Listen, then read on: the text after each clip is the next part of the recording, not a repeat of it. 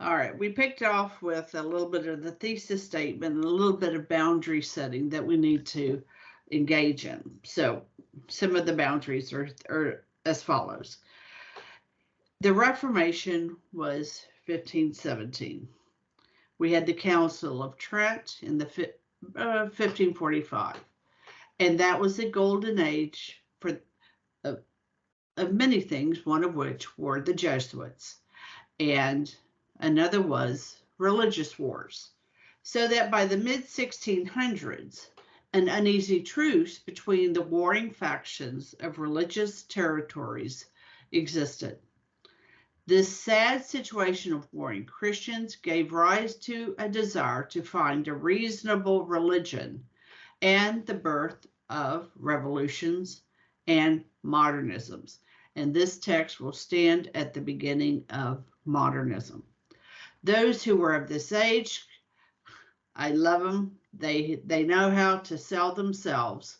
They called it the Age of Enlightenment. Louis XV, the beloved King of France, 1715 to 1774, because this is a French work. His father Louis XIV, the Sun King, 1638 to 1715. The educated of the day read René Descartes, Descartes' Meditations, Metaphysics, 1641, Thomas Hobbes, Leviathan, 1651, and Isaac Newton's Principia Mathematica, 1687, among others. And I do have prior episodes on modern philosophy, should you care to avail yourselves. Saints of the early 1700s, so his contemporaries, would be St. Louis de Montfort, 1673 to 1716. Sarah mentioned him, True Devotion to Mary, in the last episode. And a doctor of the church, St. Alphonsus de Liguori, 1696 to 1787. The life of Western civilization changed because of the emergence of modern science, and also of a new approach to philosophy based solely on reason, and of the rearrangement of the whole political system in most of Europe, and that eventually affected much of the world. The foundation of Western society was shaken to its base. Newton pioneered physics and Robert Boyle chemistry. These sciences not only revolutionized the physical understanding of the universe, but gave birth to the application of science to practical problems technology. Progress based in science and technology became a major goal. And that desire for progress and measurement, so forth, goes into philosophy and it goes into theology as well. Frenchman René Descartes, 1596 to 1650, taught that every concept, so here's René Descartes going straight into religion and philosophy. Every concept should be questioned or doubted until reason now becomes the judge. The emphasis of human reason is called rationalism. One aspect of these emerging philosophies was the rejection of Christianity, and those who were Christians were unenlightened. Thus, the Christian religion was relegated to the private sphere of one's personal life, and it was excluded from public discourse. So, friends, I'm trying to put him into historical context. I have two works I immediately go to. The first is Alan Schreck's The Compact History of the Catholic Church. It's the revised edition.